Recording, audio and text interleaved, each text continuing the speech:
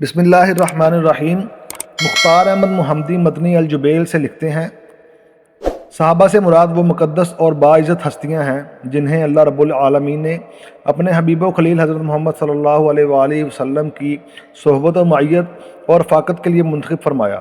پوری کائنات میں انبیاء کرام کے بعد انہی خوش قسمت قابل قدر ہستیوں کا مقام ہے۔ بحالت ایمان نبی کریم صلی اللہ علیہ وآلہ وسلم سے ملاقات اتنا بلند رتبہ ہے جسے دنیا کا کوئی عام انسان حاصل نہیں کر سکتا۔ اس فضیلت کے سامنے دنیا کی ساری فضیلتیں ہیچ و کمتر ہیں۔ جب کسی نے عمر بن عبدالعزیز جیسے عادل و منصف متقی و خدا ترس خلیفہ و سلطان کو امیر معاویہ بن ابی سفیان سے افضل کہہ دیا تو انہوں نے صحابہ کرام کا فضل و مقام واضح کرتے ہوئے یہ مبنی بر حقیقت اور تاریخی جملہ ارشاد فرمایا، جس گھوڑے پر امیر معاویہ رضی اللہ تعالیٰ عنہ نے نبی کریم کے ساتھ مشرکوں سے جنگ لڑی، عمر بن عبدالعزیز کی پوری زندگی اس گھوڑے کی ٹاپ کے برابر نہیں ہو سکتی۔ یہ ہے نبی کریم کے پاک باز صحابہ کا مقام و مرتبہ۔ ایسا کیوں نہ ہو، اس وسیع و عریض کائنات میں آپ سے بڑھ کر تو کوئی نہیں ہوا۔ کسی برے شخص سے ملاقات کو انسان اپنی زندگی کا سب سے حسین و بہترین لمحہ سمجھتا ہے۔ آپ تو اس کائنات کے امام و رہبر اور سرداروں کے سردار ہیں۔ پوری دنیا آپ کے مقام و مرتبہ کو نہیں پہنچ سکتی۔ رحمت دو عالم صلی اللہ علیہ وآلہ وسلم کی ہم نشینی کے لیے ان مالی مقام ہستیوں کا انتخاب رب العالمین کی طرف سے ہوا۔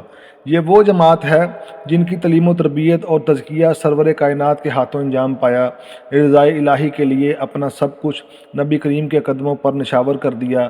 یہ راتوں کی تاریکی میں تہجد گزار تو دن کے اجالوں میں شاہ سوار تھے۔ یہ وہ گروہ ہے جس نے قرآن کریم کا نزول ہوتے ہوئے اپنی آنکھوں سے دیکھا ہے۔ اللہ رب العالمین نے عرش سے ان کی تعدیل و توثیق فرمائی، ان کا تزکیہ کیا۔ اگر ان کے طرز عمل میں کہیں کمی نظر آئی تو اس کی اصلاح فرمائی، انہیں جنت کی نوید سنائی، ان کے لیے اجر عظیم کا وعدہ کیا، ان کے لیے بہترین انجام کا مستعد جان فضا سنایا، ان کے ایمان کو معیار حق کو ہدایت قرار دیا، ان کے راستے کو معیاری راستہ قرار دیا اور ان کے سچے مومن ہونے کی سند عطا فرمائی، ان کے راستے کی مخالفت پر جہنم کی وعید سنائی، ان کے اخلاص و لحیت اور ان سے راضی ہونے کی شہادت دی۔ وہ اللہ سے راضی ہوئے، اللہ ان سے راضی ہوا۔ اس جملہ کو اتنی کثرت سے دہرایا گیا کہ ہر صحابی کے نام آنے پر رضی اللہ عنہ کہنا ہر مسلمان کا دستور بن گیا۔ کسی صحابی کا نام مسلمان کی زبان پر اس کے بغیر جاری ہی نہیں ہو سکتا۔ اللہ کے نبی نے ان سے محبت کرنے کو دین ایمان کا جز، ان سے محبت کو اپنی محبت اور ان سے بغض و عداوت کو نفاق قرار دیا۔ یہ وہ پاک باز ہستیاں ہیں جو قرآن کریم کی اولین مخاطب ہیں۔ جہاں بھی یا ایھا الذین آمنوا سے ندا دی گئی، جہاں بھی مومنین و متقین و محسنین کا لفظ استعمال ہوا، اس سے یہی جماعت حقہ مراد ہے۔ وہ اس دھرتی کے انسان نما فرشتے تھے، وہ بلند اخلاق کے حامل تھے، ان کے دلوں میں صدق، فدائیت، استقامت کے جذبات موزن تھے۔ پورا قرآن کریم ان کے مقام و مرتبہ اور اخلاص و لحیت پر شاہد و عدل ہے۔ صرف چند آیتوں کا ترجمہ پیش خدمت ہے۔ جو لوگ ایمان لائے اور ہجرت کی اور اپنے مالوں اور جانوں سے اللہ کی راہ میں جہاد کیا، اور جن لوگوں نے انہیں پناہ دی اور مدد کی، یہ سب آپس میں ایک دوسرے کے دوست ہیں۔ اور جو لوگ ایمان لائے اور ہجرت کی اور اللہ کی راہ میں جہاد کیا اور جنہوں نے پناہ دی اور مدد پہنچائی، یہی لوگ سچے مومن ہیں، ان کے لیے بخشش ہے اور عزت کی روزی۔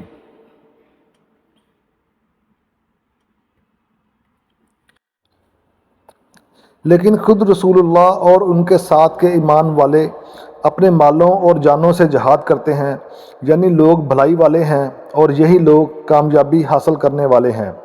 انہی کے لیے اللہ نے وہ جنتیں تیار کی ہیں جن کے نیچے نہریں جاری ہیں، جن میں ہمیشہ رہنے والے ہیں۔ یہ بہت بڑی کامیابی ہے۔ اور جو انصار و مہاجرین سابق اور مقدم ہیں اور جتنے لوگ اخلاص کے ساتھ ان کے پیروکار ہیں، اللہ ان سب سے راضی ہوا اور وہ سب اس سے راضی ہوئے۔ اور اللہ نے ان کے لیے ایسے باغ مہیا کر رکھے ہیں جن کے نیچے نہریں جاری ہوں گی، جن میں ہمیشہ رہیں گے، یہ بڑی کامیابی ہے۔ یقیناً اللہ تعالیٰ مومنوں سے خوش ہو گیا جب کہ وہ درخت تلے تجھ سے بیعت کر رہے تھے۔ ان کے دلوں میں جو تھا اسے اس نے معلوم کر لیا اور ان پر اطمینان نازل فرمایا اور انہیں قریب کی فتح عنایت فرمائی۔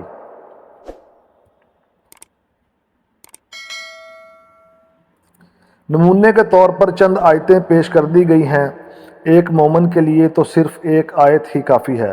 جہاں خالق کائنات نے اپنے کلام پاک میں ان کی خوب مدح فرمائی، ان کے جنتی ہونے کی شہادت دی، وہیں نبی کریم صلی اللہ علیہ وآلہ وسلم نے ان کے مناقب و فضائل میں سینکڑوں حدیثیں بیان کی ہیں جو ہم تک متواتر طرق سے پہنچی ہیں۔ صرف چند حدیثیں بطور نمونہ پیش کی جا رہی ہیں۔ صحیح بخاری میں نبی کریم کا فرمان ہے، میرے صحابہ کو برا نہ کہو۔ 3 مرتبہ آپ نے فرمایا، اس ذات کی قسم جس کے ہاتھ میں میری جان ہے، اگر تم میں سے کوئی احد پہاڑ کے برابر بھی سونا خرچ کرے تو نہ ان کے مد یعنی آدھا کلو اور نہ ہی ان کے نصف کے برابر پہنچ سکتا ہے۔ ایک دوسری حدیث میں نبی کریم صلی اللہ علیہ وآلہ وسلم کا ارشاد ہے، جس نے میرے صحابہ پر سب و شتم کیا، اس پر اللہ، اس کے فرشتے اور سارے لوگوں کی لعنت ہو۔ نیز آپ نے فرمایا، میرے صحابہ کے بارے میں اللہ سے ڈرو، میرے بعد انہیں ہدف و تنقید نہ بنانا۔ ایک حدیث میں آپ فرماتے ہیں، تم میں سب سے بہتر لوگ میرے زمانے والے ہیں، پھر جو ان کے بعد ہیں، پھر جو ان کے بعد ہیں۔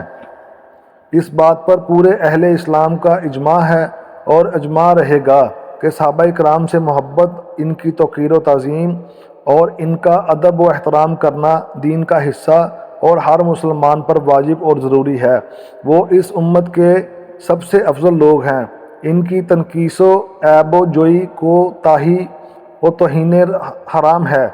ان نسوء اور شہادتوں کے باوجود اگر کوئی صحابہ کرام میں عیب نکالنے کی کوشش کرے یا انہیں تنقید کا نشانہ بنائے یا ان پر سب و شتم کرے یا ان پر شک کرے یا انہیں دائرہ اسلام سے خارج قرار دے یا انہیں فاسق و فاجر کہے تو اس کا یہ طرز عمل قرآن و حدیث کے انکار کے مترادف ہے۔ یہ اللہ رب العالمین کے انتخاب پر کھلا اعتراض ہے۔ یہ اللہ تعالیٰ کے علم پر بھی اعتراض ہے۔ گویا اللہ رب العالمین کو ان کی بدنیتی اور سوء خاتمہ کے بارے میں علم نہیں تھا۔ صحابہ کرام رضی اللہ تعالیٰ عنہ پر لعن تان دراصل دین اسلام پر لعن تان ہے، اور دین اسلام کو نہ صرف مشکوک بنانا بلکہ اسے منہدم کرنا ہے، کیونکہ دین صحابہ کرام رضی اللہ تعالیٰ عنہ ہی کے توسط سے ہم تک پہنچا ہے۔ وہی دین اسلام کے اولین راوی ہیں۔ اللہ کے فضل کے بعد انہی مقدس حضرات کے تگ و دو سے پوری دنیا میں اسلام کا ڈنکا بجا۔ در حقیقت ایک سوچی سمجھی سازش کے تحت صحابہ کرام کو بدنام کرنے کی کوشش کی جا رہی ہے، کیونکہ جب صحابہ کرام کے کردار کو مجروح کر دیں گے تو پھر دین اسلام کی پوری عمارت دھڑام سے نیچے گر جائے گی۔ مجھے اس بات کا اعتراف کرنے میں کوئی عار نہیں کہ صحابہ کرام رضی اللہ تعالیٰ عنہ معیار حق و ہدایت اور ایمان و یقین کے بلند درجہ پر فائز ہونے کے باوجود بشر تھے، معصوم عن الخطا نہیں تھے۔ خطا کا صدوران ان سے ناممکن نہیں، لیکن ان کے بہر حسنات میں ان لغزشوں کی مثال خطرہ سے زیادہ نہیں۔ ساتھ ہی اگر ان سے کوئی کوتاہی بھی ہو جاتی تھی تو فوراً اس سے رجوع کر لیتے، توبہ استغفار کرتے، اللہ تعالیٰ سے ندامت کا اظہار کرتے، اور پھر ہم جیسے گناہ گار لوگ اس لائق نہیں کہ صحابہ کرام رضی اللہ تعالیٰ عنہ پر نکتہ چینی کریں۔ ہم اس بات کو بھی روا نہیں سمجھتے کہ ہم ایسے لغزش کا نام دیں۔ وہ ان کا اجتہاد تھا، اور مجتہد ہر حال میں اجر و ثواب کا مستحق ہوتا ہے۔ اگر حق بجانب رہا تو دہرا اجر، اور اگر غلطی ہو گئی تو بھی ایک اجر کا مستحق ہوتا ہے۔ یہ بھی اپنی جگہ درست ہے کہ تمام صحابہ کرام رضی اللہ تعالیٰ عنہ فضل و کمال میں ایک جیسے نہیں۔ ان میں سب سے افضل خلفائے راشدین، پھر باقی عشرہ مبشرہ، اس کے بعد بدری صحابہ، پھر بیعت رضوان میں شرکت کرنے والے صحابہ، اس کے بعد جو فتح مکہ سے قبل ایمان لائے، اور عمومی طور پر مہاجرین زیادہ قربانی کی وجہ سے انصار سے افضل ہیں۔ یہی وجہ ہے کہ قرآن میں مہاجرین کا ذکر ہمیشہ انصار سے پہلے ہوا ہے، لیکن صحبت کے فضل میں سب یکساں و برابر ہیں اور سب جنت کے مستحق ہیں۔